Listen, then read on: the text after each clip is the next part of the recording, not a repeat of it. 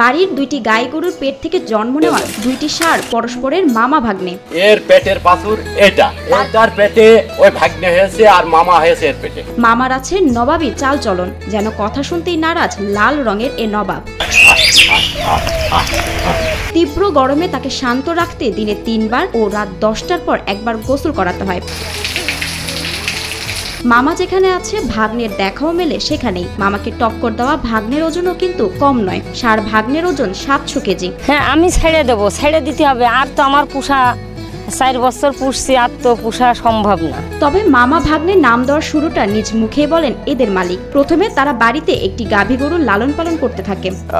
এর বোনের বাছুর ওইটা ভাগ্নাটা, এই কারণেই মামা ভাগ্নে। সন্তানের মতো স্নেহ ও ভালোবাসা দিয়ে এই ষাঁড় দুটিকে পালন করেছেন দুধসর ইউনিয়নের সাতবিলা কুলচালা গ্রামের আতিয়ার রহমান ও তার স্ত্রী আসিয়া বেগম। একটা সন্তানের মতন করে মানুষ করেছি এই গরু। আসন্ন কোরবানির বাজারে বিক্রির জন্য 1000 কেজি ওজনের এই ষাঁড়ের পেছনে খরচ করেছেন লাখ লাখ টাকা। সন্তানের মতো লালন পালন করেছি, অনেক টাকা খরচ, মনে করেন 12-13 লাখ টাকা খরচ এই গরু পালতে। গাভী থেকে একটা বকনা বাছুর হয়, সেটাও তারা লালন পালন করতে থাকেন। এরপর তাদের গোয়ালে যুক্ত হয় দুটি গাভী। এই দুইটা গাভীর পরপর দুইটা এড়ে বাছুর হয়। তখন 1000 কেজি ওজনের ষাঁড়ের নাম রাখা হয় মামা ও 700 কেজি ওজনের ষাঁড়ের নাম দেওয়া হয় ভাগ্নে। প্রথম গরু এটার থেকে 7টা বাছুর হয়েছে। এখন এই গরুর ওজন আছে 1000 কেজি, ভাগ্নের ওজন আছে 700 কেজি। এবারের কোরবানির হাটে মামার দাম হাঁকা হচ্ছে 15 লাখ টাকা। 15 লাখ হলে বিক্রি করবো। ঝিনাইদহ শৈলকুপা উপজেলায় দেখা মেলা মামার বয়স 4 বছর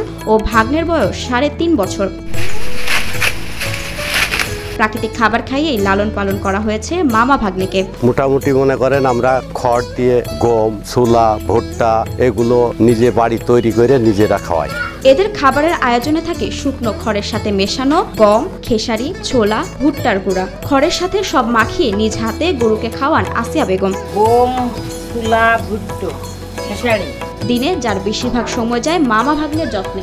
বেশিরভাগ সময় আমিই দিছি, লালন পালন সমস্ত আমিই করেছি। তার মাঝে তারা বাড়ির গার্জন তারা গুছাই গাছাই নিয়ে এসে দেয়। আমি সমস্ত কিছু দিন 4-5 বার গা ধোয়াতে হয়, রাত্রির বেলায় উঠে খাতি দিতে হয়, এই সমস্ত কিছু আমারই করতে হয়। ষাঁড় দুটি দেখতে সুন্দর হয়, পাড়া প্রতিবেশীরাও এদের দেখতে ভিড় জমায়। একই সাথে গরু পালনের জন্য আগ্রহী হচ্ছেন তারা। হ্যাঁ, দেখতে আসি। কাকিকে দেখে আমাদেরও ইচ্ছা হয়, কিন্তু আমরা পারি না। আমাদের গোয়াল টোয়াল ভালো নেই, একটা ছোট গরু পুষি আমরা। কাকি গরুর পাশ থাকেই সবসময়, রাত্রিও ঘুমোয় না। ও ঘুমের ঘরে এসেও কয় যে আমি গরু গোসল করাচ্ছি। এরা সারা জীবনে গরু পোষে, এরা প্রত্যেকে দিতে মেলা টাকার গরু বিক্রি করে। আমাদের খুব শখ করে, গরু বিক্রি করে, খুব ভালো। এখানে দেখা দেখি অনেক জায়গায় লগে গরু পোষার চেষ্টা করে। গরুর মালিক আতিয়ার রহমান অভিযোগ করেন প্রাণী সম্পদ কর্মকর্তারা কোনো খবর রাখেন না। তারা পরামর্শ দিলে মামার ওজন 1200 কেজি হতো। প্রাণী সম্পদ বা কোনো ব্যক্তি আমার বাসায় আসেনি যে এমন একটা গরু আছে বা কিভাবে পালছে এগুলো দেখতে আসে নাই। সরকারি কোনো 1 টাকা অনুদানও এই গরু সম্বন্ধে পায় নাই। এদিকে বাড়ি বাড়ি গিয়ে খোঁজ নেওয়া সম্ভব নয় বলে নিজের দায় এড়ানোর চেষ্টা করেন ঝিনাইদহ প্রাণী সম্পদ কর্মকর্তা ডক্টর সুব্রত কুমার ব্যানার্জি। আপনি একটু বলেন যে আপনারা পরামর্শ সম্পর্কে একটু বলেন। আমরা পরামর্শ এক লোকের না, কোনো মামা ভাগ্নে বলে নাই, সারা জেলায় পরামর্শ দিই আমরা। প্রত্যেকের বাড়ি বাড়ি যেয়ে তো আর আমাদের দেওয়া সম্ভব না, সম্ভব কিনা।